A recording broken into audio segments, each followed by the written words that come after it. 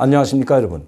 강명더TV 자유조선을 시작하겠습니다. 오늘은 김정은이 조만간 나타난다 라는 제목을 가지고 여러분들에게 말씀을 드리려고 합니다. 지금 평양에서 들어오는 소식을 종합해보면 지금 상당히 경황된 분위기인 것만은 맞는 것 같습니다. 또 평양시뿐만 아니고 각 도마다 전국적 범위에서 각계각층 근로자들의 골기대회, 즉 우리 정부와 문재인 대통령을 규탄하는 골기대회가 연속적으로 벌어지고 있다고 합니다. 또 탈북민들의 삐라 전단 문제에 대해서 규탄하는 골기대회를 계속적으로 가지고 있을 뿐만 아니라 또 개인 담화문을 통해서 계속해서 우리 정부와 문재인 대통령을 압박하고 있는 형국입니다. 그런데 여기서 이상한 것은 김여정이 담화문이나 성명을 내지 않고 행적을 감췄습니다. 물론 얼마 날짜는 되지 않았지만 그렇게 매일과 같이 담화문이나 성명을 발표하던 김여정은 온데간지 없고 대남 매체인 우리민족끼리 사이트 그리고 조선의 오늘, 메아리 같은 이런 매체들을 통해서 지금 우리 한국 정부와 문재인 대통령을 규탄하고 있습니다. 또 북한의 고위 관료들도 모습을 감췄습니다. 대남 전선 사업을 총괄하고 있는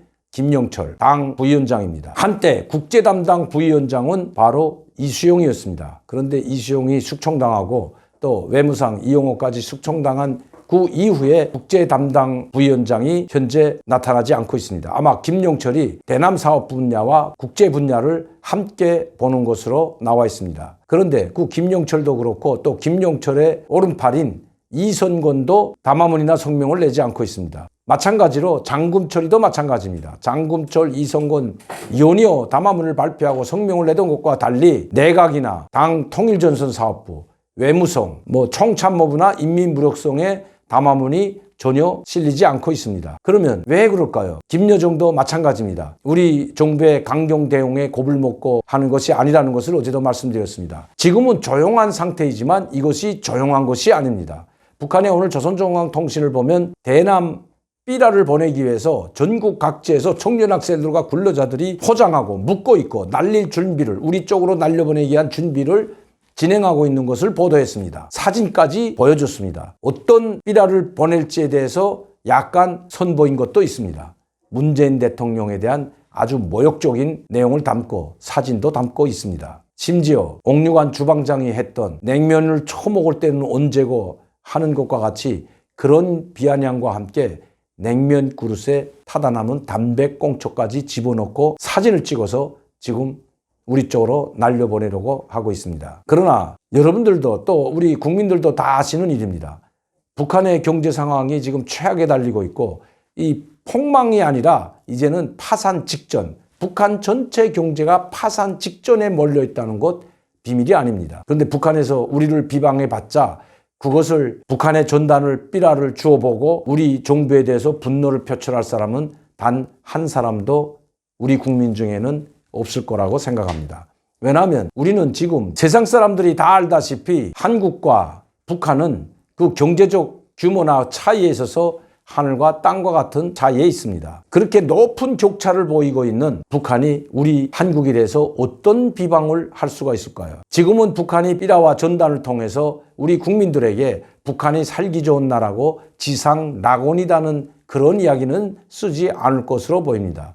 다만 문재인 대통령을 비난하고 외세에 종속되고 그리고 미국의 노예로 살고 있다는 점을 아마 부각할 것 같습니다. 그러나 우리가 미국의 노예도 아니고 미국에 종속되어 있지 않다는 것도 우리 국민은 다 알고 있기 때문에 하나도 놀라워하지도 않고 정부나 문재인 대통령을 비난하지도 않을 것입니다. 오히려 그 삐라를 또 북한에서 날려보낸 전단을 보게 되면 북한의 한심한 노릇에 참 기가 막히고 정말 절렬하다고 북한이 이 정도밖에 안 되는 거하고 아마 그런 오히려 북한에 대한 비난이 높아질 것으로 보입니다. 제가 이 말씀을 드리는 것은 김정은의 주위에 있는 싱크탱크라고 하는 브레인들이 도대체 김정은에게 어떤 보고를 했길래 이 삐라 전단을 찍어서 남한으로 내려보낸다면 우리 남한 내에 있는 우리 한국 주민들이 어떤 생각을 가질까에 대해서도 전혀 생각하지 않고 그냥 무작정 탈북민들이 삐라와 전단을 보내서 김정은 위원장, 즉 김정은의 존엄을 깎아내리는 모독하는 행위를 한 것에 대한 보복이라고 하면서 문재인 대통령의 그 냉면 먹은 이야기와 거기에 담배꽁초까지 넣어서 모욕적인 언사를 써서 함께 내려보낸다고 우리 국민들이 문재인 대통령에게 정말 잘못 처신하고 왔다고 생각하는 사람은 단 한 명도 없을진데 말입니다. 이렇게 어리석을까요? 오히려 지금 경제난이 최악의 상황인 그 북한이 그런 삐라 전단을 보낼 그 종이가 있으면 차라리 그 종이를 학생들에게 학습용으로 돌려주는 것이 더 효과적일 것입니다.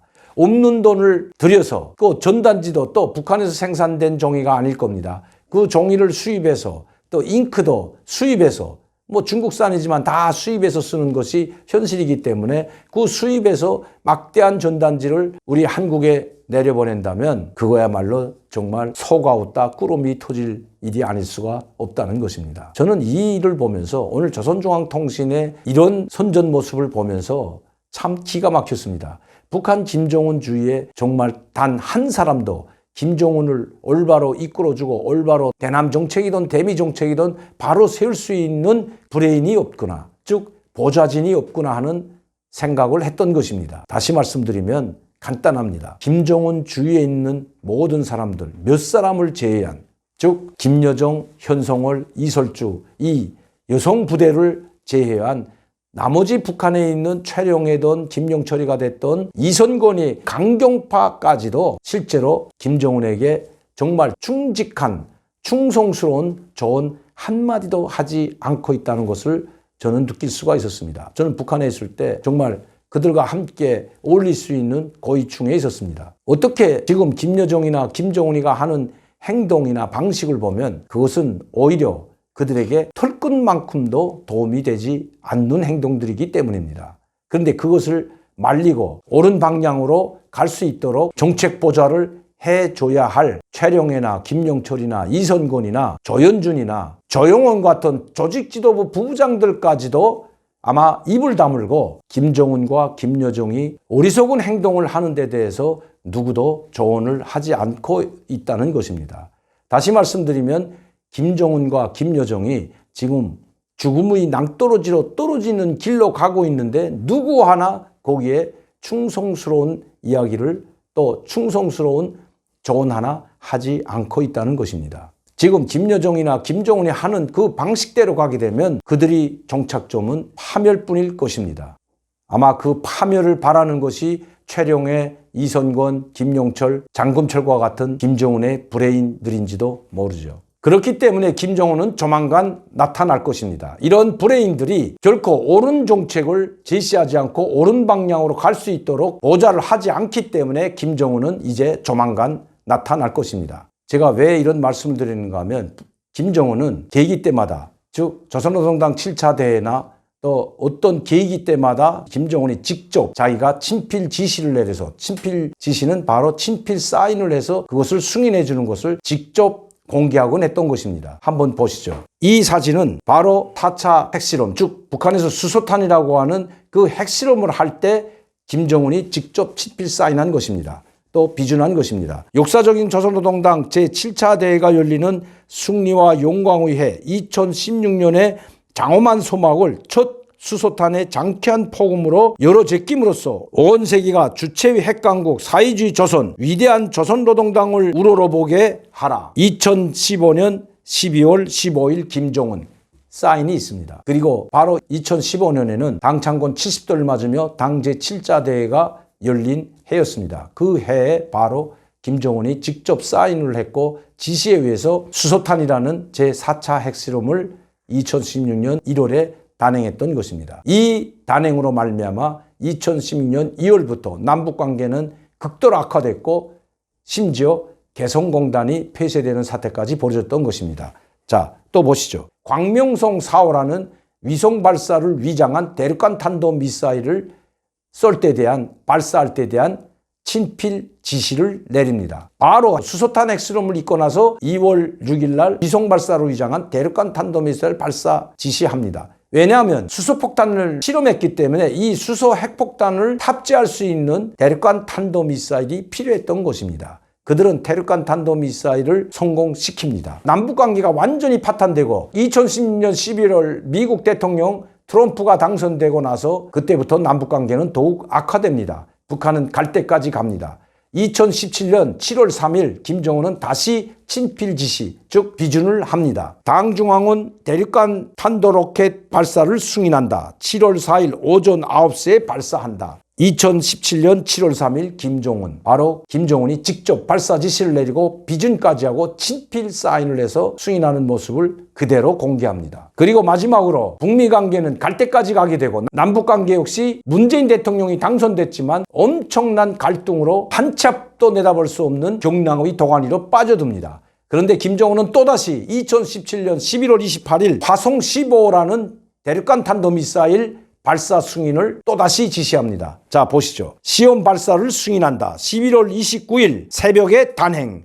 당과 조국을 위하여 용감히 쏘라. 2017년 11월 28일 김정은. 이 대륙간 탄도미사일 발사로 인해 지금까지 사상 유례없는 바로 대북 제재가 시작됐던 것입니다. 이렇게 김정은은 그 시기와 엄중성과 남북관계가 악화되고 북미관계가 악화되면 될수록 더 노골적으로 애미 항전을 벌였고 대남 항전을 벌였던 것입니다. 마지막에 미사일 발사로 말미암아 대륙간 탄도미사일 발사로 말미암아 2397이라는 전례 없는 유엔 안전보장이사회에서 바로 대북 제재 승인이 떨어집니다. 모든 것을 차단하는 최악의 상황을 북한은 맞게 되는 것입니다. 지금 이런 것들을 여러분들에게 열거한 것은 바로 지금이 그러한 시기와 똑같기 때문입니다. 지금 북한은 최악의 상황을 맞이하고 있습니다. 지금 죽느냐 사느냐 하는 갈림길에 김정은은 선택의 여지가 없다고 제가 말씀드렸습니다. 얼마 전에도 김정은의 선택, 죽느냐 사느냐 갈림길에 있다는 제목으로 말씀드렸습니다.